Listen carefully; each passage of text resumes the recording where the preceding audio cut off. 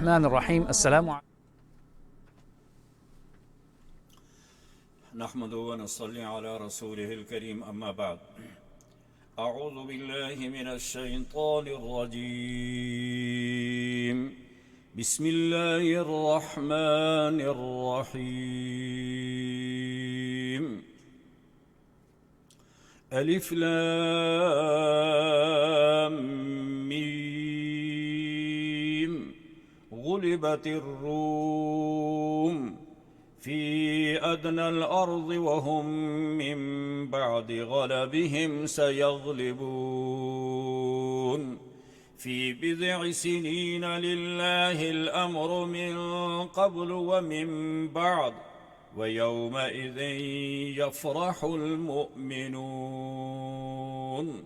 بنصر الله ينصر من يشاء وهو العزيز الرحيم صدق الله العظيم. سامعین و ناظرین و حضرات، السلام علیکم ورحمۃ اللہ وبرکاتہ. آج کی اس نشست میں ہمارے پاس سورہ روم اور سورۃ الاحزاب، سورہ لقمان اور سورہ حامیم سجدہ. انشاءاللہ ہم شروع کرتے ہیں سورۃ الروم سے. سورہ روم مکہ مکرمہ میں نازل ہوئی اور اس کی 60 آیات ہیں اور اس کے 6 رکوع ہیں.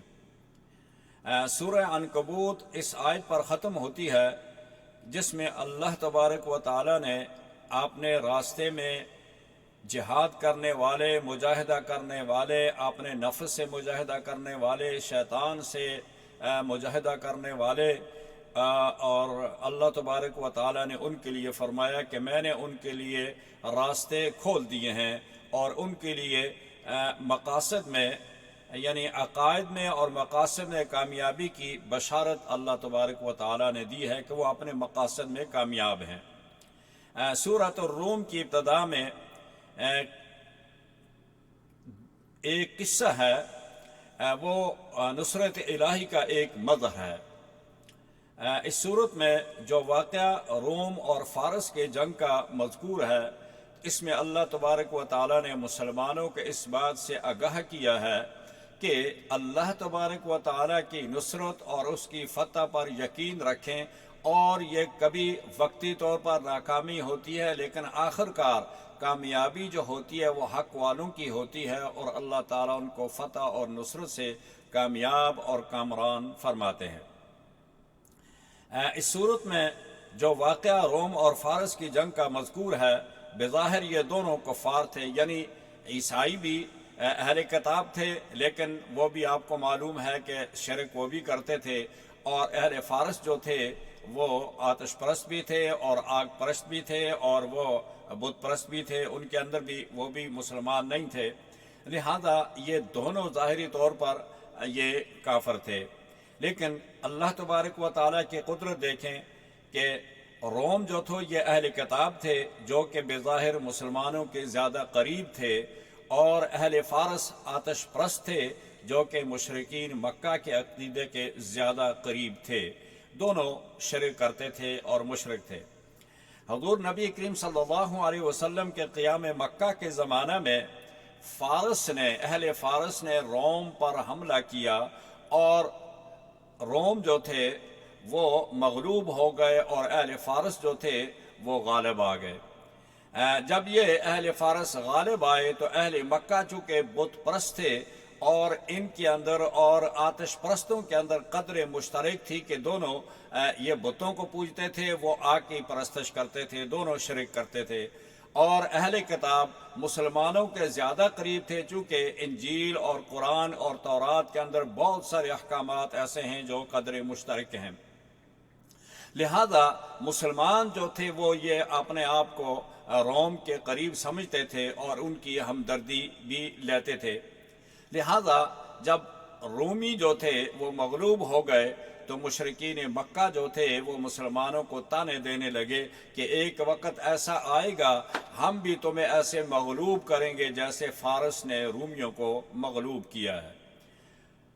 اس پر حضرت یہ صورت نازل ہوئی سورۃ الروم، تو نبی کریم صلی اللہ علیہ وسلم نے یہ پڑھ کر سنائی۔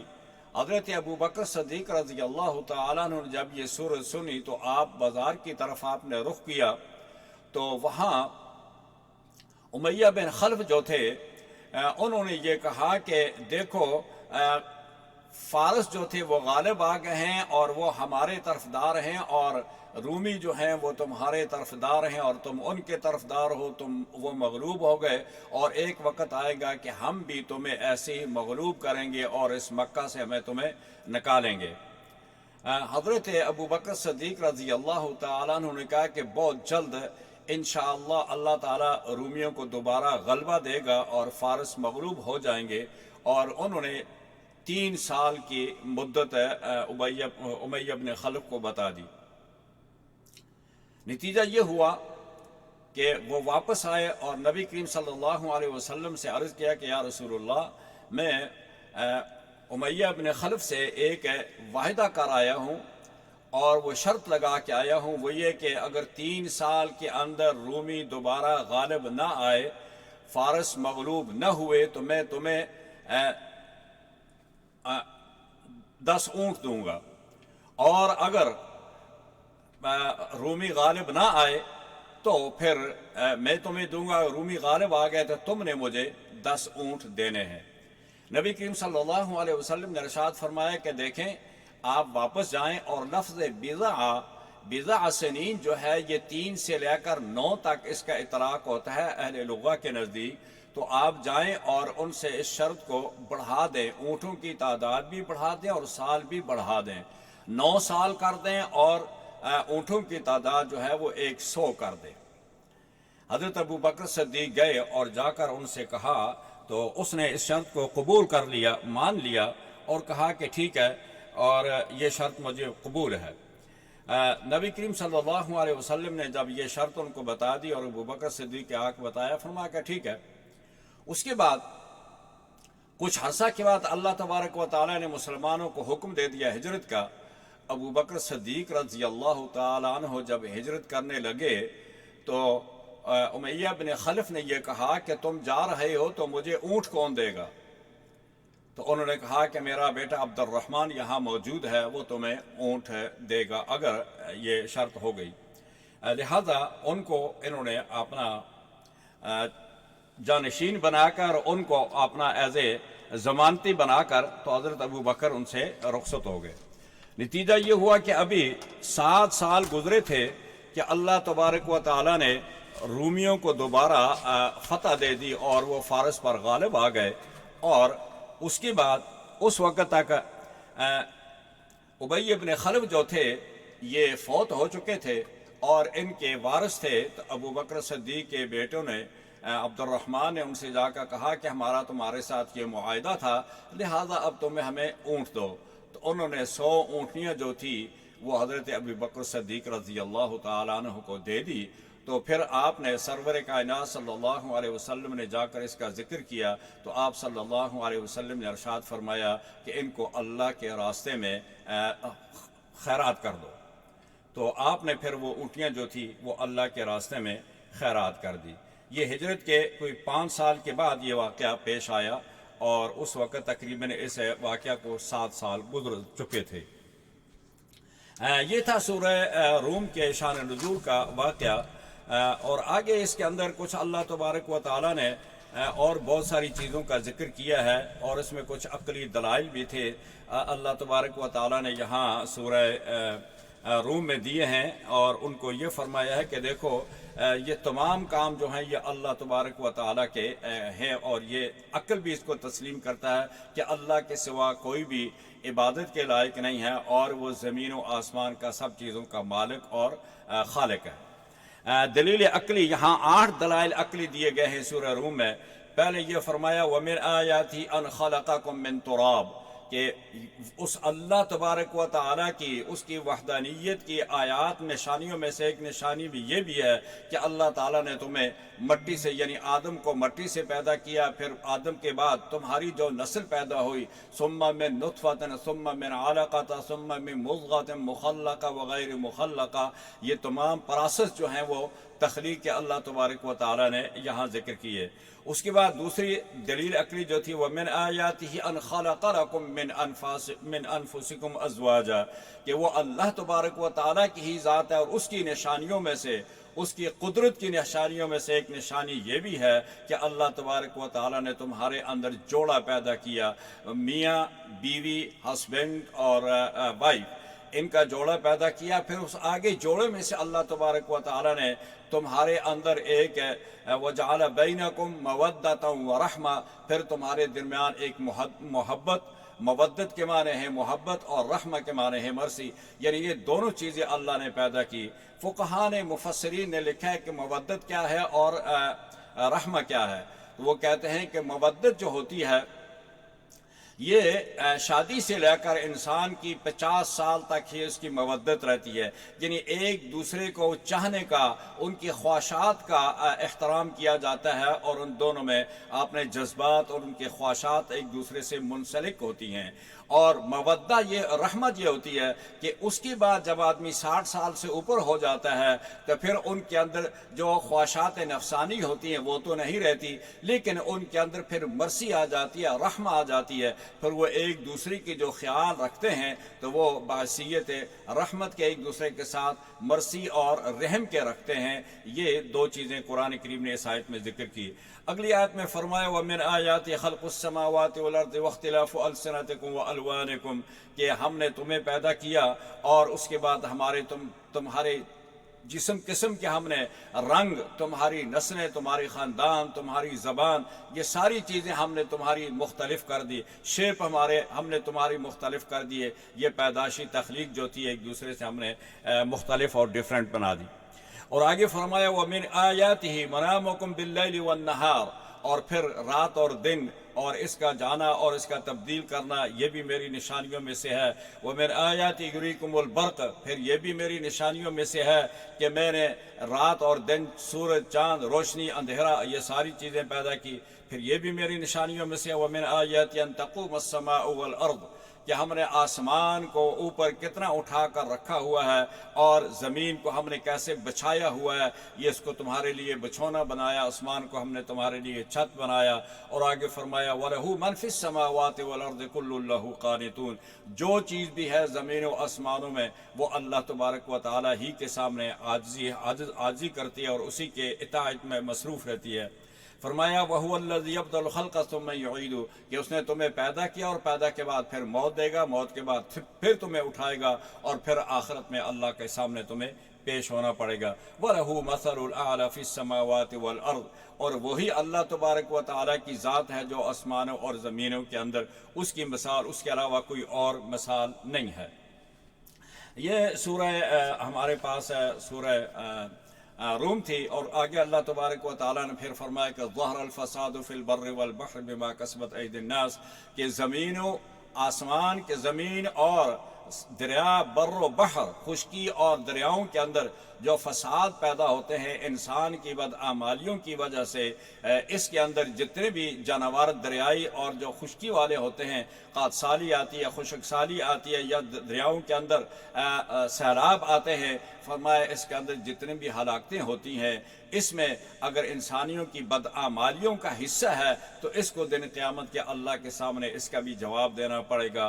اور یہ جو بھی خشک سالی یا یہ سیلاب اور یہ بارشیں اور یہ سیلاب جو ہوتے ہیں یہ انسان کی بدعمالیوں کا نتیجہ ہوتے ہیں، تو انسان کو چاہیے کہ وہ اپنے اعمال کو درست کرے۔ آگے ہمارے پاس سورہ لقمان ہے۔ سورہ لقمان مکی ہے، اس کی 34 آیات ہیں اور اس کے 6 رکوع ہیں۔ پہلی آیت میں اللہ تبارک و تعالیٰ نے الف لام میم تلک آیات الکتاب الحکیم ہدی و بشری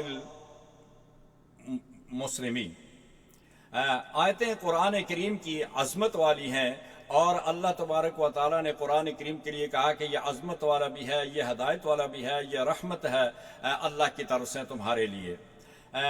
آیت نمبر 6 میں اللہ تبارک و تعالیٰ نے ایک واقعہ بیان کیا ہے۔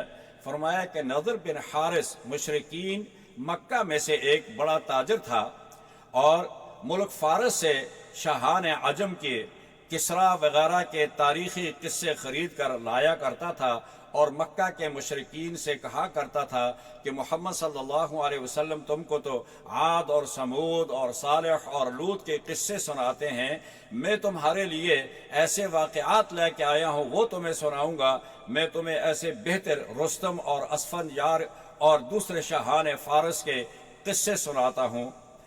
دوسری بات ہے، ابن عباس نے در منصور میں روایت کیا ہے کہ مذکور صدر تاجر نضر بن حارث ایک گانے والی لونڈی خرید کر لایا تھا، اس کے ذریعے لوگوں کو قرآن سننے سے روکتا تھا اور کہتا تھا دیکھو تم قرآن سنتے ہو تو محمد صلی اللہ علیہ وسلم تمہیں کہتے ہیں کہ نمازیں پڑھو، روزے رکھو، مال خرچ کرو، اور میں تو تمہیں گانے سنانے والی عورت لے کے آیا ہوں، تمہیں گانے سنو، نہ نماز پڑھنے کی ضرورت ہے، نہ روزے کی ضرورت ہے، نہ حج کی ضرورت ہے، نہ اور مال اللہ کے راستے میں خرچ کرنے کی ضرورت ہے، تم اس کو سنا کرو۔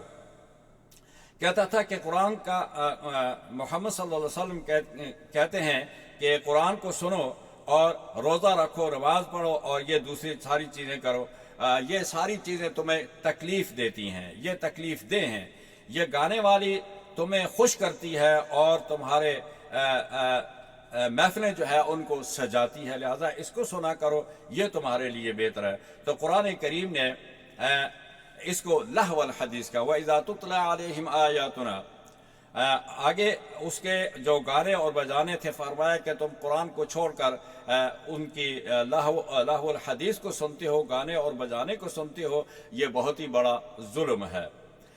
یہ آیت نازل ہوئی، اس کے بعد تین چیزیں جن کی آزادی دی گئی اور وہ کیا تھے؟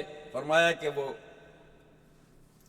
گھوڑے سواری ہے، تیر اندازی ہے، اور اسی طرح اپنے اہل کتاب کے اپنے اہل کے ساتھ ملاعمت، یعنی اپنے اہل خانہ کے ساتھ آپ ہنسی خوشی اپنا وقت گزار سکتے ہیں اور گھوڑی سواری بھی کر سکتے ہیں اور تیر اندازی بھی کر سکتے ہیں۔ ان تین چیزوں کی اسلام نے اجازت دی کہ یہ تمہیں سیکھنی چاہیے تاکہ دشمن کے مقابلے میں تمہیں یہ کام آئیں گی۔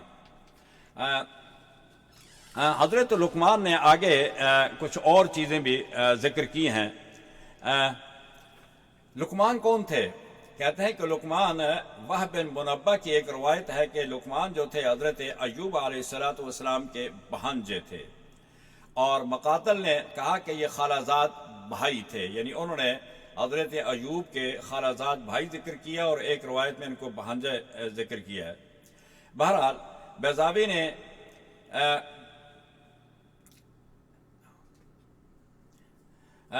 نے کہا کہ ان کی عمر دراز ہوئی ہے، یہاں تک کہ حضرت داؤد علیہ السلام کا زمانہ انہوں نے پایا۔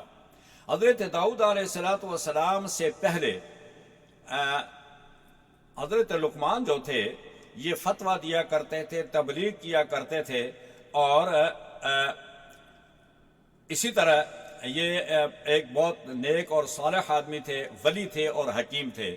ان کی نبوت میں تو جمہور کا یہ مسئلہ ہے کہ یہ نبی نہیں تھے، یہ ایک ولی تھے اور ایک حکیم تھے۔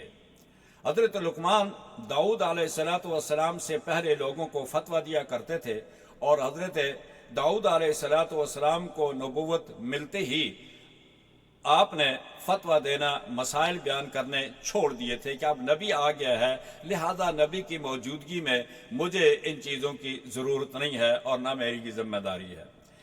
حکمت سے مراد علم، عقل، حلم، بردباری، نبوت اور اصابت رائے، یعنی لقمان حکیم اس لیے کہتے تھے کہ ان کو اللہ تعالیٰ نے ان صفات سے نوازا تھا، جیسے کہتے ہیں کہ علم تھا ان کے پاس، اللہ تعالیٰ نے عقل دیا تھا، اللہ نے ان کو فہم و فراست دی تھی، حلم بردباری دی تھی، اور نبوت کے علاوہ ان کو اصابت رائے سے بھی نوازا تھا۔ ابو حیان نے فرمایا کہ حکمت سے مراد وہ کلام ہے جس سے لوگ نصیحت حاصل کریں، اور اسی طرح آیت مذکورہ میں حضرت لقمان کو حکمت عطا فرما کر آگے ذکر فرمایا ان اشکر لی ولوالدیک والی المصیر، کہ اللہ تعالیٰ کا شکر ادا کرو اور اپنے والدین کی بھی۔ وَإِذْ قَالَ لُقْمَانُ لِابْنِهِ وَهُوَ يَعِظُهُ يَا بُنَيَّ لَا تُشْرِكْ بِاللَّهِ إِنَّ الشِّرْكَ لَظُلْمٌ عَظِيمٌ اس نے اپنے بیٹے کو جو وصیت کی تھی اس میں سب سے پہلی بات یہ تھی کہ اللہ تعالیٰ کے ساتھ کسی کو شریک نہیں کرنا ہے، اور وبالوالدین احسانا، اور والدین کے ساتھ اچھا سلوک کرنا ہے، اور انشکر لی والدی کا، میرا شکر ادا کرو اللہ نے فرمایا، اور اس کے بعد اپنے والدین کا بھی شکر ادا کرو۔ جس طرح اللہ تبارک و تعالیٰ نے یہاں اپنے شکر کے ساتھ والدین کا شکر کیا ہے، اسی طرح اللہ تبارک و تعالیٰ نے نماز کے بعد اللہ تعالیٰ نے زکوٰۃ کا ذکر کیا ہے، تو گویا یہ ایک دوسرے سے جدا نہیں ہو سکتی، یہ ایک دوسرے سے ان کا ملا ہوا ہونا اس بات کی غمازی ہے، دلالت کرتا ہے کہ جس طرح اللہ تعالیٰ کی وحدانیت کا اقرار کرنا ضروری ہے، لازمی ہے، فرض ہے، اس طرح اپنے والدین کی خدمت کرنی بھی ضروری اور لازمی ہے۔ آگے فرمایا وَلَقَدْ آتَيْنَا لُقْمَانَ الْحِكْمَةَ أَنِ اشْكُرْ لِلَّهِ، جیسی آیت پڑھ لی میں نے، یعنی وہ حکمت جو لقمان کو دی گئی وہ یہ تھی کہ ہم نے ان کو شکر کا حکم دیا، انہوں نے اس کی تعمیل کی، اس شکر کی تعمیل کی۔ یعنی اللہ تبارک و تعالیٰ کی نعمتوں کا شکر گزار ہونا سب سے بڑی نعمت ہے، کہ جب اللہ تعالیٰ اپنی نعمتیں دیتا ہے اور ان پر انسان کو شکر گزار ہونا، یہ سب سے بڑی نعمت ہے اللہ تعالیٰ کی۔ سب سے پہلے اللہ تعالیٰ نے وحدانیت کے عقیدے کا حکم دیا کہ لا تشرک باللہ، اور اس کے بعد دوسرا حکم دیا وَوَصَّيْنَا الْإِنسَانَ بِوَالِدَيْهِ حَمَلَتْهُ أُمُّهُ وَهْنًا عَلَى وَهْنٍ، کہ اس کے بعد اپنے والدین کے خصوصی اپنی ماں کی خدمت کرو کہ وہ تمہیں تکلیف در تکلیف اٹھا کر تمہیں پال کے پہلے 8-9 ماہ اپنے بطن میں رکھتی ہے، اس کے بعد پھر وہ پیدا کرتی ہے، پھر پیدا کرنے کے بعد تمہاری جو دیکھ بھال کرتی ہے، ایک دن کے گھنٹے کے ہوتے ہو، پھر تمہارا پیشاب صاف کرنا، تمہاری خدمت کرنا، کپڑے تبدیل کرنا، تمہارے دودھ دینا، ہر وقت پہ تمہیں سلانا، تمہاری چیخ اور رو پکا کو سن کر وہ یہ سمجھتی ہے کہ اس کو کیا تکلیف ہے۔ اللہ تعالیٰ نے اس رونے کے اندر تمہارے سارے معاملات اس میں مرکوز کر دیے ہیں، وہ ماں سمجھتی ہے کہ اس کو کیا تکلیف ہے، لہذا وہ تمہارے اس رونے سے تمہاری تمام حاجات کو پورا کرتی ہے، لہذا ماں کی خدمت بھی کرو اور اپنے باپ کی بھی خدمت کرو۔ والدین جس تکلیف اور مصیبت سے پرورش کرتے ہیں اس کے ساتھ ساتھ اللہ کا شکر بھی ادا کرو کہ اللہ نے یہ توفیق ہمیں دی ہے، اللہ نے ہمیں زندگی دی، اللہ نے ہمیں ماں باپ کی دولت سے نوازا ہے، لہذا اس اللہ تعالیٰ کا شکر بھی ادا کرو، اور والدین کی جو دولت اللہ نے تمہیں دی ہے اس کا بھی شکر ادا کرو اور ان کے ساتھ اچھا سلوک کرو۔ آگے پہلی وصیت تو یہ تھی لقمان کی، دوسری وصیت اس کا اعتقاد جازم رکھا جائے کہ آسمان و زمین اور ان کے اندر جو کچھ ہے اس کے ایک ایک ذرے پر اللہ تبارک و تعالیٰ کا علم محیط ہے۔ زمین و آسمان جو کچھ بھی ہیں وہ تم سے پوشیدہ ہے، مگر خداوند قدوس رب کائنات سے کوئی چیز ساتوں آسمانوں کے اندر، ساتوں زمینوں کے تہ اور اندھیروں کے اندر، دریاؤں اور سمندروں کے اندر جو چیز بھی ہے اللہ تعالیٰ اس کا احاطہ رکھتے ہیں، وہ اللہ تعالیٰ سے مخفی نہیں ہے۔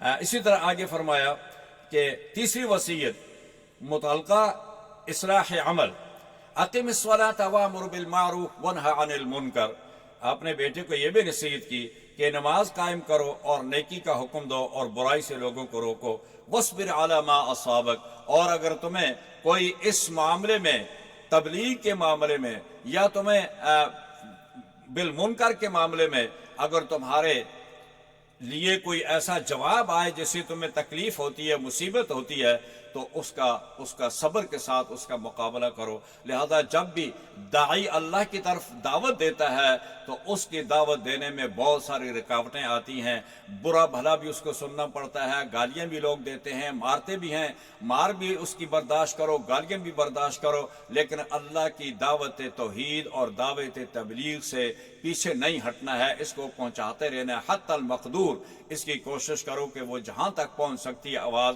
اس آواز کو پہنچاؤ۔ واصبر علی ما اصابک ان ذلک من عزم الامور، یہ بہت بڑا عظمت والا کام ہے، صبر کرنا اور دین کی تبلیغ کرنا اور اچھے کام کی دعوت دینا، برائی سے روکنا۔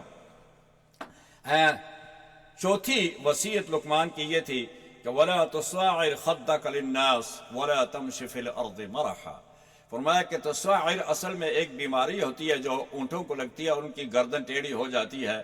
تو فرمایا کہ جب آپ لوگوں سے بات کریں، لوگوں سے ملیں، تو پھر اس وقت آپ اپنا منہ جس آدمی سے ملتے ہیں اس سے مت پھیریں. ہاتھ بھی اس کے ہاتھ میں اگر دینا ہے تو طریقے سے، آداب سے، اور اپنی توجہ بھی مخاطب کی طرف کریں. یہ نہ ہو کہ آپ نے ہاتھ اس کے ہاتھ میں دیا اور منہ دوسرے طرف موڑ لیا. فرمایا ایسا نہیں کرنا ہے. یہ وہ بیماری اور لقوہ کی بیماریوں میں سے ایک بیماری ہے. لہذا وَلَا تُصَاعِرْ خَدَّكَ لِلنَّاسِ وَلَا تَمْشِ فِي الْأَرْضِ مَرَحًا، اور تکبر بھی نہیں کرنا ہے. یہ منہ ادھر موڑ کر بات کرنا یہ بھی تکبر کی علامت ہے، ناراضگی کی علامت ہے، یہ بھی نہیں کرنی. اور دوسرا، جب آپ زمین پر چلیں تو اپنے قدموں کو آرام سے یوزلی جو آپ کا معمول ہے اس کے مطابق رکھیں. ان کو زور زور سے بھی قدموں کو زمین پر نہ ماریں. آگے فرمایا وَاقْصِدْ فِي مَشْيِكَ وَاغْضُضْ مِنْ صَوْتِكَ، آپ نے چلنے میں بھی آپ اس میں میانہ روی اختیار کریں اور آپ نے آواز میں بھی میانہ روی اختیار کریں. نہ تو چیخ و پکار کریں اور نہ قدم ڈالتے ہوئے ان کو زور زور سے اٹھا کر ماریں. فرمایا کہ یہ دونوں چیزیں جو ہیں یہ اللہ کو ناپسند ہیں. اور اونچی آواز کرنا یہ تو گدوں کا کام ہے. اِنَّ أَنْكَرَ الْأَصْوَاتِ لَصَوْتُ الْحَمِيرِ، فرمایا کہ یہ سب سے بری آواز جو ہے وہ گدے کی ہے. لہذا بات کرنے میں میانہ روی ہو، اتنی آہستہ بھی نہ ہو کہ مخاطب سمجھے نہ، اتنی زیادہ بھی نہ ہو کہ اس کے کان کے پردے پھٹ جائیں. لہذا بات کرنے میں بھی، ملنے میں بھی، چلنے میں بھی، سب چیزوں میں میانہ روی اختیار کرو. آگے اللہ تبارک و تعالیٰ نے اسی صورت میں تقریباً حضرت دلائل عقلی کی تقریباً کوئی 8 قسمیں بتائی ہیں. ابھی اتنا وقت نہیں ہوگا کہ میں وہ ذکر کر سکوں، وہ سب ضرورت ہے. خلق السماوات بغیر عمد ترونہا، پہلی دلیل آیت نمبر 10 میں. پھر آیت نمبر 20 میں فرمایا الم تروا ان اللہ سخر لکم ما فی السماوات وما فی الارض واسبغ علیکم نعمہ ظاہرۃ وباطنہ، اللہ نے زمین و آسمان کے اندر جو ظاہری نعمتیں اور جو باطنی رکھی ہیں وہ تمہارے لیے، کیا تم ان کو نہیں دیکھتے ہو؟ آگے آیت نمبر 25 فرمایا وَلَئِن سَأَلْتُم مَّن خَلَقَ السَّمَاوَاتِ وَالْأَرْضَ لَيَقُولُنَّ اللَّهُ، اگر آپ ان مشرکین سے پوچھیں کہ آسمان و زمین کو کس نے پیدا کیا، ضرور یہ کہیں گے کہ اللہ ہی نے پیدا کیا، اس کے علاوہ کوئی پیدا کرنے والا نہیں ہے. یہ آیت نمبر 26 میں اللہ نے فرمایا لِلَّهِ مَا فِي السَّمَاوَاتِ وَالْأَرْضِ وَإِنَّ اللَّهَ هُوَ الْغَنِيُّ الْحَمِيدُ، کہ تمام زمین و آسمان اللہ ہی کے لیے ہیں اور بے شک وہ بے پرواہ اور غنی ہے. وَلَوْ أَنَّ مَا فِي الْأَرْضِ مِنْ شَجَرَةٍ أَقْلَامٌ وَالْبَحْرُ يَمُدُّهُ مِنْ بَعْدِهِ سَبْعَةُ أَبْحُرٍ مَا نَفِدَتْ كَلِمَاتُ اللَّهِ. اس میں بھی ایک بہت بڑی دلیل عقلی ہے کہ اگر تم نے زمین و آسمان کے درختوں کی، جتنے بھی درخت ہیں ان کے قلمیں بنا لو اور جتنے بھی دریا ہیں ان کی سیاہی بنا لو. يَمُدُّهُ مِنْ بَعْدِهِ سَبْعَةُ أَبْحُرٍ، تمام 7 سمندروں کے، ما نفدت کلمات اللہ، ان سے اللہ تعالیٰ کی کلمات، اللہ کی جو تعریفیں ہیں اگر ان کو تم لکھنا چاہو تو وہ لکھ نہیں سکتے. یہ درخت ختم ہو جائیں گے، دریا خشک ہو جائیں گی، ان کی سیاہی خشک ہو جائے گی، لیکن اللہ کی تعریف کے جو کلمات ہیں وہ ختم نہیں ہوں گے. آگے فرمایا الم تر ان اللہ یولج اللیل فی النہار، یہ بھی دن اور رات کے تغیر اور تبدل کے لیے. آگے فرمایا کہ الم تر ان اللہ ان الفلک تجری فی البحر، نہیں دیکھتے کہ اللہ تعالیٰ نے سمندروں کے اوپر کشتیوں کو کیسے چلاتے ہیں، یہ بحری جہاز کیسے چلتے ہیں، اتنے بڑے بڑے وزندار، اتنا سامان ہوتا ہے لیکن وہ دریا کے اوپر کیسے چلتے ہیں. یہ اللہ تبارک و تعالیٰ نے دریاؤں کو، ہواؤں کو تمہارے لیے مسخر کر دیا ہے. آپ پیچھے سورہ حج میں یہ آیت گزر چکی ہے. ان اللہ عندہ علم الساعۃ ينزل الغیث، پھر اللہ نے 5 چیزوں کے متعلق فرمایا کہ یہ 5 چیزوں کا علم جو ہے وہ اللہ ہی کے پاس ہے. بارش کب برسے گی، اور کس جگہ تم نے کل کیا کرنا ہے، کس جگہ پر تمہاری موت واقع ہوگی، اور ماں کے پیٹ میں کیا کوئی نیک بخت بچہ ہے یا بدبخت ہے، خوبصورت ہے یا بدصورت ہے، وہ صحیح پیدا ہوگا یا وہ اس کے جسم کے اعضاء کچھ کٹے ہوئے ہوں گے. یہ ساری چیزیں اللہ تعالیٰ کے علم میں ہیں. یہاں سورہ لقمان ختم ہوتی ہے. آگے ہم سورہ سجدہ کی طرف جاتے ہیں. سورہ سجدہ مکی ہے، اس کی 30 آیتیں ہیں اور 3 رکوع ہیں. روح المعانی میں موسیٰ بن عقبہ کی مغازی سے یہ روایت نقل کی ہے کہ زید بن عمر بن نفیل، اور جو حضور صلی اللہ علیہ وسلم کے بعثت سے پہلے آپ صلی اللہ علیہ وسلم سے ملے تھے، یعنی جب آپ نے نبوت کا اعلان نہیں کیا تھا اس وقت اس کی عمر بن نفیل کی حضور سے ملاقات ہوئی تھی، مگر نبوت سے پہلے اس کا انتقال ہو گیا تھا۔ یہ واقعہ تقریباً اس سال کا ہے جب قریش نے بیت اللہ کی تعمیر کی تھی، یہ اس وقت کا واقعہ ہے، اور اس وقت نبی کریم صلی اللہ علیہ وسلم کی عمر بھی کم تھی، آپ نے اس وقت نبوت کا اعلان نہیں کیا تھا، تو یہ واقعہ آپ کی نبوت سے 5 سال پہلے کا ہے۔ اس کے بعد موسیٰ بن عقبہ نے اپنی یہ روایت ذکر کی ہے، جو مغازی میں ذکر کی ہے، کہ وہ بت پرستی سے لوگوں کو منع کرتے تھے، یعنی عمر بن نفیل جو تھے یہ لوگوں کو بت پرستی سے بھی منع کرتے تھے، اور یہ مشرکین کا ذبیحہ بھی نہیں کھاتے تھے، اور نہ یہ بتوں کے نام ذبح کرتے تھے، اور نہ بتوں کے نام ذبح کیا ہوا کھاتے تھے۔ اس کے بعد ان کے جو بیٹے تھے سعید بن زید بن عمر، جو صحابہ عشرہ مبشرہ میں داخل ہیں، روایت نقل کرتے ہیں کہ انہوں نے کس نے، یعنی عمر بن نفیل کے بیٹے نے،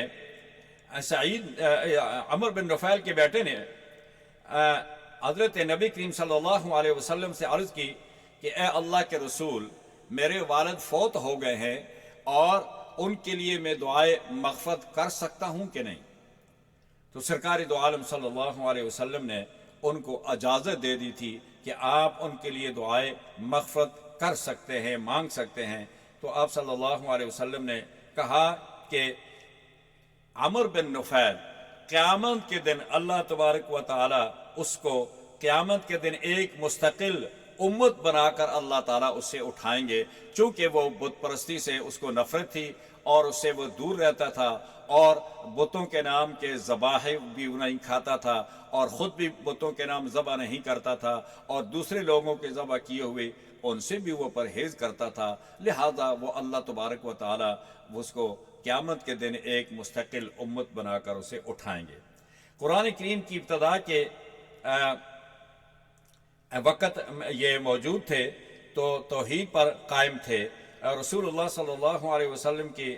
اس کے بعد دوسرا واقعہ جو نقل کیا ہے وہ ورقہ بن نوفل کا ہے۔ ورقہ بن نوفل جو تھے، جب نبی کریم صلی اللہ علیہ وسلم پر وحی نازل ہوئی غار حرا میں، تو حضرت خدیجہ الکبریٰ رضی اللہ تعالی عنہا نے جا کر ورقہ بن نوفل کو رسول اللہ صلی اللہ علیہ وسلم کے متعلق کہا، تو اس نے کہا کہ کاش کہ اس وقت میں زندہ ہوتا، میں ان کی مدد کرتا۔ تو رسول اللہ صلی اللہ علیہ وسلم نے، ورقہ بن نوفل نے کہا کہ اس کی قوم اس کو یہاں سے نکالے گی، اور اگر میں زندہ ہوا تو میں ان کی مدد کروں گا۔ تو رسول اللہ صلی اللہ علیہ وسلم نے ارشاد فرمایا کہ اہم مخرجیہ، کیا میری قوم مجھے مکہ سے نکالے گی؟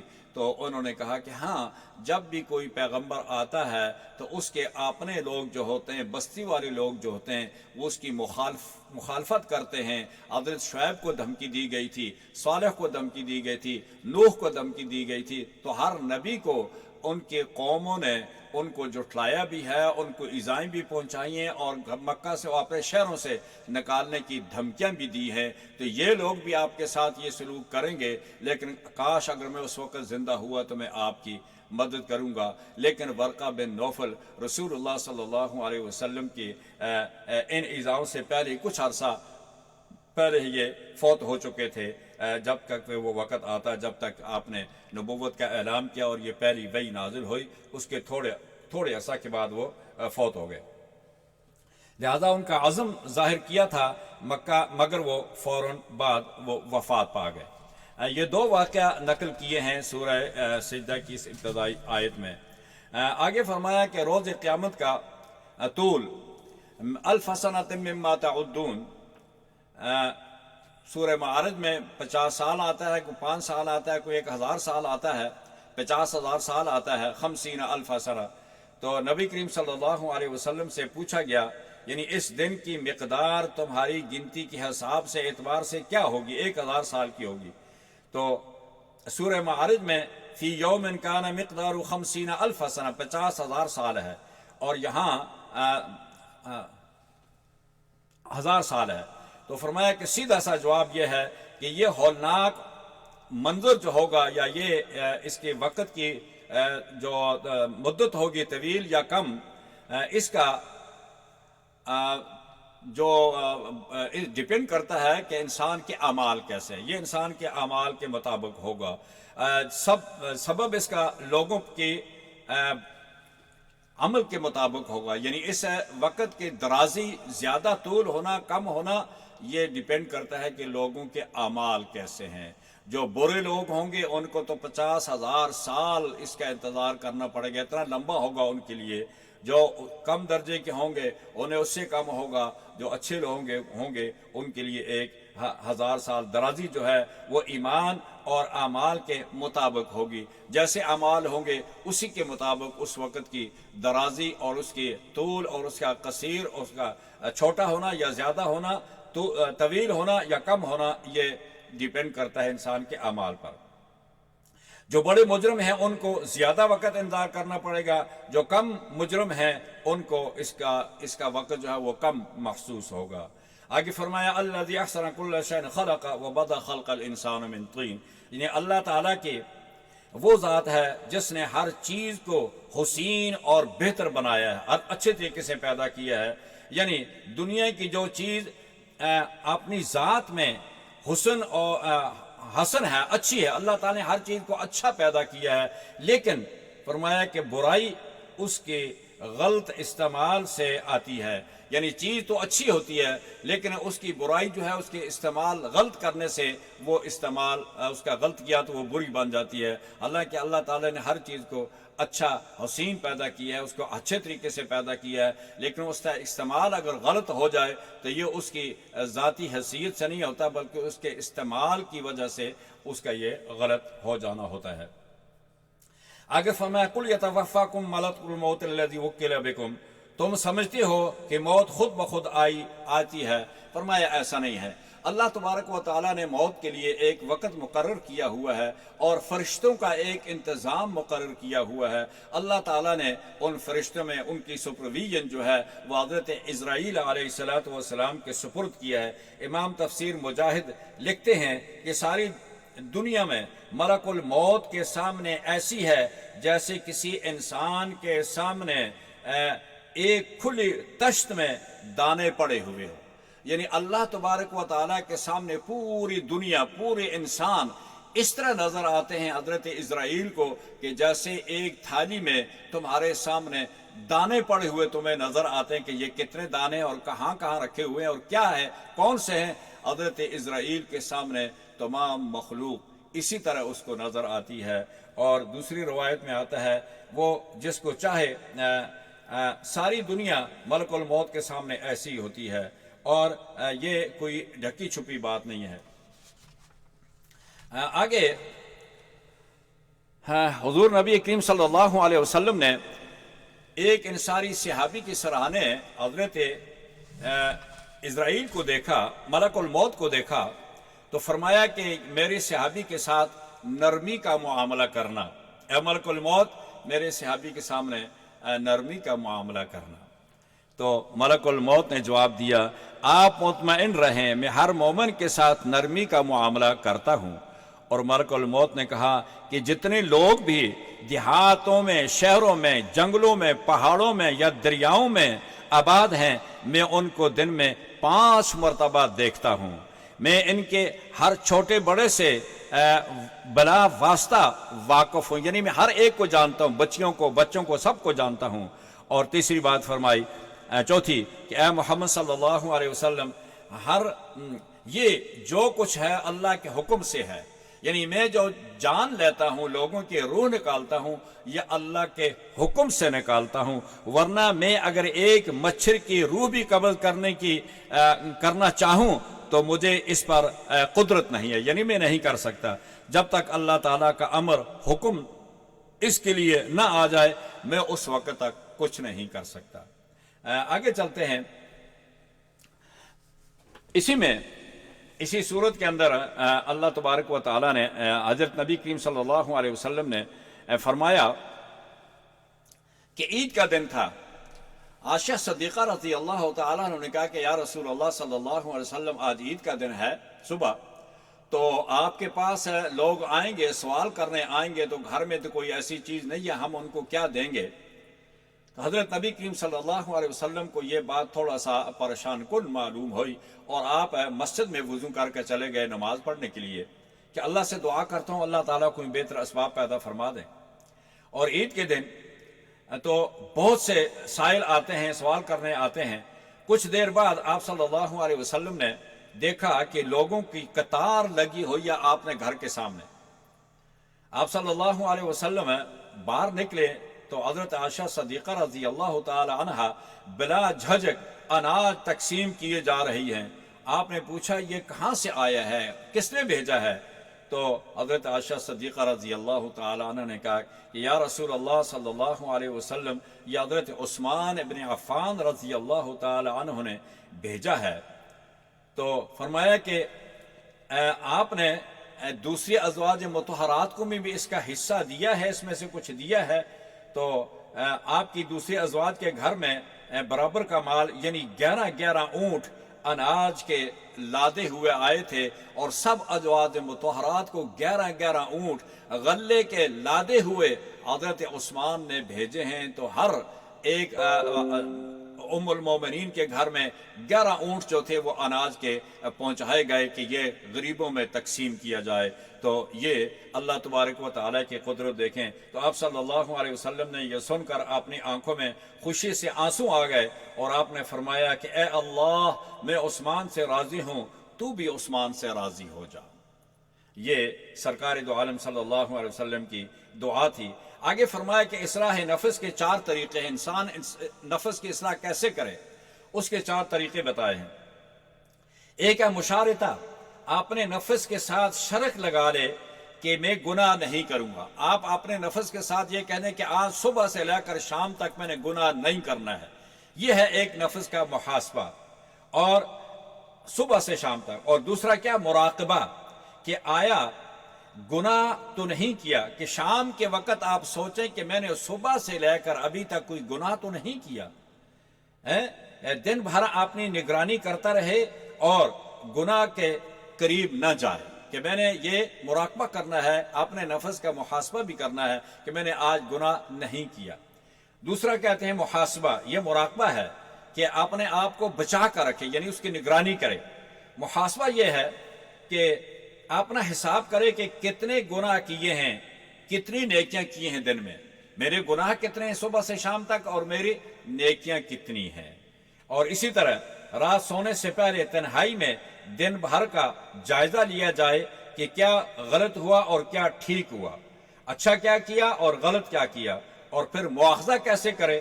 مواخذے کا یہ ہے کہ نفس سے دن میں جو نافرمانیاں کی ہیں اس کی سزا اس کی سزا دینا اس کے لیے ضروری ہے، اور اس کی سزا کیا ہے کہ وہ اپنے آپ کو عبادت میں مشغول کرے، کہ اب عبادت میں شروع ہو جا کہ میں نے گناہ کیا، اب عبادت کر کے میں نے ان گناہوں کو دھونا ہے۔ تو گناہ تمہاری عبادت جو ہے وہ تمہاری گناہوں کو دھو ڈالے گی۔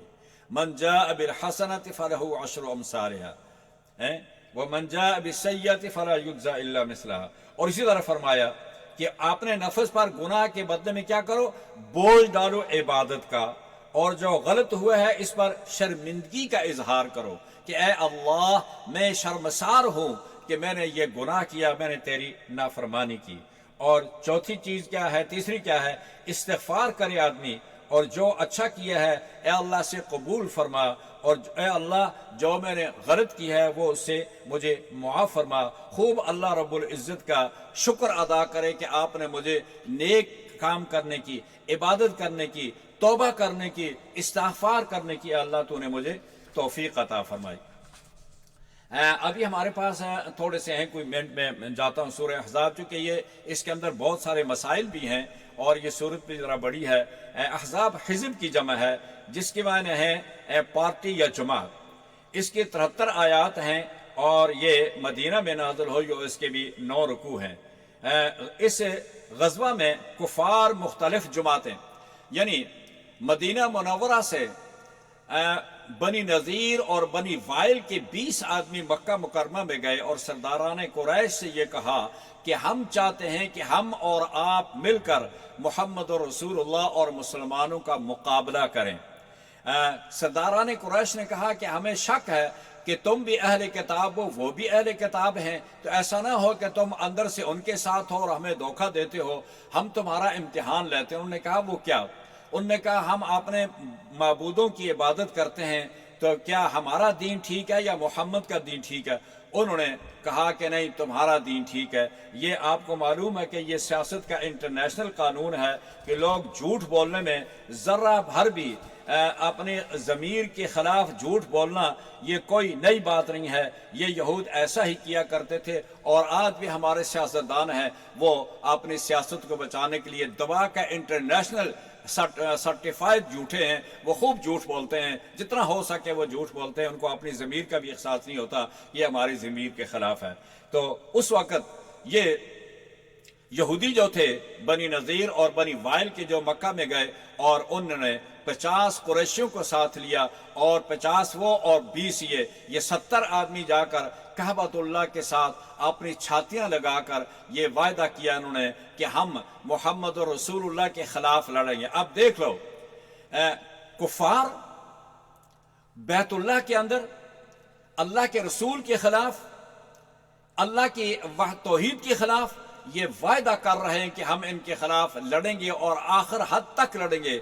जब तक हमारा एक आदमी भी जिंदा है हम मुसलमानों के खिलाफ, रसूलुल्लाह के खिलाफ लड़ाई करेंगे। ये जाकर बैतुल्लाह से छातियां लगाकर इन्होंने ये वायदा किया कि हम करेंगे। और अल्लाह की मेहरबानियां भी देखो, उसके दुश्मन, रसूल के दुश्मन, कुरान के दुश्मन और अल्लाह के घर में अल्लाह के खिलाफ, अल्लाह के रसूल के खिलाफ, अल्लाह के कुरान के खिलाफ जाकर ये मुआहिदा करते हैं, ये कस्में उठाते हैं और काबा से अपनी छातियां रगड़ कर ये कहते हैं कि हम मोहम्मद और रसूलुल्लाह से जंग करेंगे और आखिर तक करेंगे। अल्लाह ने कहा कि फिर आ जाओ। फिर 1000 का लश्कर 313 ने जहन्नम में वासिल किया। फिर ये उस दूसरी दफा जो आए, कितने लोग हो के आए? फिर 13 और 15,000 का लश्कर अहज़ाब के अंदर अल्लाह ताला ने इनको फिर शिकस्त दी और उहुद के अंदर भी अल्लाह ने इनको शिकस्त दी। फिर गज़वा हुनैन के अंदर भी अल्लाह ने इनको शिकस्त दी। फरमाया तुम जितना मर्जी अकाबा के साथ छातियां रगड़ो, लेकिन तुम्हारे दिल के अंदर ईमान नहीं है। लेकिन मेरा ये वायदा है कि मेरी हमेशा वलक़द अर्सलना मिन क़ब्लिका रुसुलन इला क़ौमिहिम फ़जाऊहुम बिल बय्यिनात, कि मैंने आपने से पहले जितने भी रसूल भेजे हैं मैंने सब के साथ ये वायदा किया है कि मैं तुम्हारी मदद करूंगा और मैं हमेशा अपने रसूलों की, अपने ईमान वालों की मदद करता रहा हूं और करता रहूंगा। आखिर फतह जो होगी वो ईमान वालों की होगी। मक्का मुकरमा से हिजरत के वक़्त मदीना मुनव्वरा में रसूलुल्लाह सल्लल्लाहु अलैहि वसल्लम तशरीफ़ लाते हैं। हिजरत के दूसरे साल रमज़ान में गज़वा बद्र का वाक़या आता है और फिर तीसरे साल गज़वा उहुद पेश आता है और फिर इसी तरह चौथे के आखिर और 5वें के इब्तिदा में गज़वा खंदक, इसको गज़वा खंदक भी कहते हैं और इसको गज़वा अहज़ाब भी कहते हैं, ये पेश आता है। ये तकरीबन ये पेश आया। गज़वा गर्द हिजरत से लेकर अभी तक कुफार के हमले मुसलमानों पर अभी तक मुसलसल जारी थे। गज़वा अहज़ाब का हमला बड़ी भरपूर ताकत और क़ुव्वत और तमाम पुख्ता अज़्म और तमाम कबाइल को, बनी वाइल, बनी नज़ीर और गितफ़ान को भी साथ लेकर ये लोग जमा हो गए और अल्लाह तबारक व तआला ने फिर इनको शिकस्त दी। इस गज़वा में अहज़ाब कुफार की तादाद तकरीबन 12 से 15,000 बताई जाती है और मुसलमानों की तादाद जो थी वो 3,000 थी, यानी 3 गुना ज़्यादा थे। तो अल्लाह ताला ने फिर इनको शिकस्त दी। इब्तदाई आयात में अल्लाह तबारक व तआला ने कुफार मुनाफिकीन के मशरों को न मानने और अमल न करने की हदायत फरमाई। आयात मज़कूरा में कुफार में चली हुई 3 रस्में थी, उनका जिक्र किया पहली आयात में। पहली रस्म कुफार में ये थी, वो कहते थे कि जो आदमी बहुत ज़्यादा ज़हीन होता है, कहते थे इसके दिल में 2, इसके सीने में 2 दिल हैं। और दूसरी उनके अंदर ये थी, वो कहते थे कि जब कोई आदमी अपनी बीवी को माँ की किसी ऐसे पुष्ट से या किसी ऐसे जिस्म से तशबीह दे दे जिसका छुपाना ज़रूरी होता था, اور اس کو اگر بیوی کو یہ کہہ دے کہ تیری پیٹھ میری ماں کی طرح ہے تو وہ اس کو زہار کہتے تھے، اس کو اپنے اوپر ہمیشہ حرام کر دیتے تھے۔ اور تیسری ان کے اندر یہ رسم تھی کہ جس کو اپنا منہ بولا بیٹا بنا دیتے تھے اس کو حقیقی بیٹے کا درجہ دیتے تھے، اور اس کی منکوحہ جو ہوتی تھی اس کی طلاق کے بعد اس سے نکاح بھی حرام سمجھتے تھے۔ یہ تین رسمیں ان کی جاہلیت کی رسمیں تھی، ان کا اللہ تعالیٰ نے ان کا رد کیا۔ فرمایا ما جعل اللہ لرجل من قلبین فی جوفی، اللہ تعالیٰ نے کوئی ایسا انسان نہیں پیدا کیا جس کے دل کے اندر، جسم کے اندر دو دل ہوں، بلکہ دل ایک ہی ہوتا ہے۔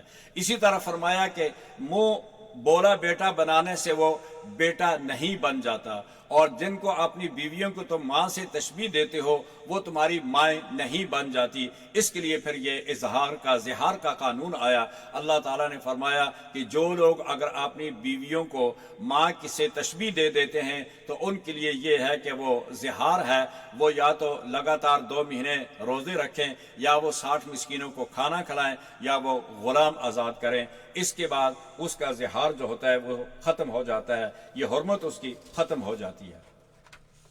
آگے اللہ تبارک و تعالیٰ نے ان قوم کا جو مکہ مکرمہ سے یہ لشکر آیا تھا، یہ سارے قبائل جمع ہو کے آئے تھے، تو نبی کریم صلی اللہ علیہ وسلم نے صحابہ سے مشورہ کیا۔ حضرت سلیمان نے مشورہ دیا کہ یا رسول اللہ صلی اللہ علیہ وسلم، ہمارے فارس میں جب ایسا واقعہ ہوتا ہے تو ہم شہر کے ارد گرد خندق کھود دیتے ہیں تاکہ دشمن اندر نہ آ سکے۔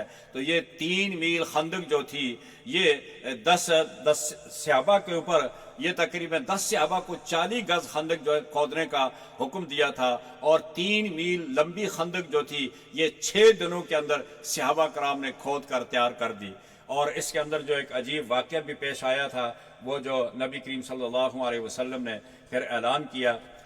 حضرت جابر رضی اللہ تعالیٰ عنہ آئے اور آپ نے دیکھا کہ سرکار دو عالم صلی اللہ علیہ وسلم نے آپ نے پیٹ پر پتھر باندھا ہوا ہے، تو وہ گھر گیا، اپنی بیوی سے کہا کہ مجھے رسول اللہ کی بھوک اور تکلیف دیکھی نہیں جاتی، تو گھر میں کچھ ہے؟ اس نے کہا کہ ہاں میرے پاس 1 سوا جو ہے جو 3 کلو کے تقریباً قریب ہوتے ہیں۔ انہوں نے کہا کہ تم وہ پیسو، میں ایک بکری کا بچہ ہے وہ ذبح کرتا ہوں تو رسول اللہ کو کھانا کھلاتے ہیں۔ انہوں نے دعوت کی، اور بیوی نے کہا کہ جاؤ اور رسول اللہ صلی اللہ علیہ وسلم کو بتا دو کہ ہمارے پاس اتنا سا کھانا ہے اور اس سے زیادہ نہیں ہے، اور آپ رسول اللہ کو علیحدہ کر کے صلی اللہ علیہ وسلم کو لائیے گا۔ تو حضور صلی اللہ علیہ وسلم نے ارشاد فرمایا کہ اچھا تم جاؤ تیاری کرو۔ وہ کھانا تیار کرنے گئے، رسول اللہ نے اعلان کر دیا کہ آؤ جابر کی دعوت ہے، اور 3000 کا لشکر تھا، 1 بکری کا بچہ، 3 کلو جو کا آٹا تھا۔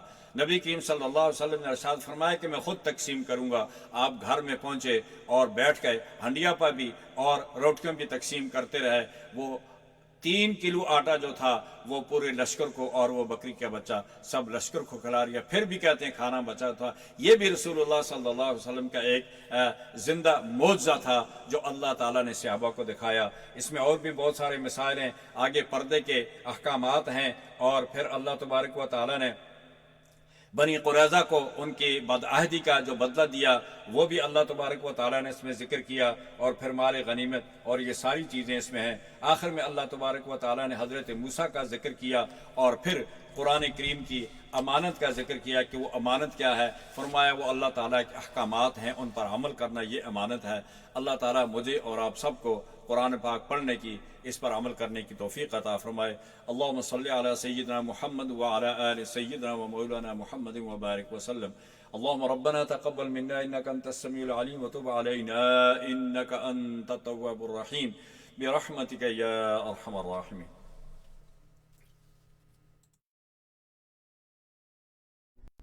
Bismillah ar-Rahman ar-Rahim. Assalamu alaikum wa rahmatullahi wa barakatuh. Respected brothers and sisters, it's the mercy of Allah subhanahu wa ta'ala that we will be entering into the last 10 days of the month of Ramadan tonight, inshallah. With the mercy of Allah subhanahu wa ta'ala, we have been working on the masjid for the past 5 years. In order to complete the construction of the masjid, we need $333,000. How are we going to raise this money? Only with the help of Allah subhanahu wa ta'ala and through your generous donations, inshallah tabaraka wa ta'ala. What we need at this moment, 555 individuals who can donate $600 each to complete the construction of the masjid, inshallah. What we need at this moment is to do the stucco of the masjid, alongside to install the elevator of the masjid, and finally the parking lot of the masjid. As you can see, it's 3.65 acres land, and we have masjid on it, and what we need is to complete the parking lot. We have 84 parking spaces, and inshallah we will be able to do it all together with the mercy of Allah subhanahu wa ta'ala. We ask Allah subhanahu wa ta'ala to bless you all and shower His mercy and blessings upon all of us. Ameen ya Rabbil Alameen, and give us the ability and the strength that we obey Him and obey His Messenger sallallahu ta'ala alayhi wa sallam. Wassalam.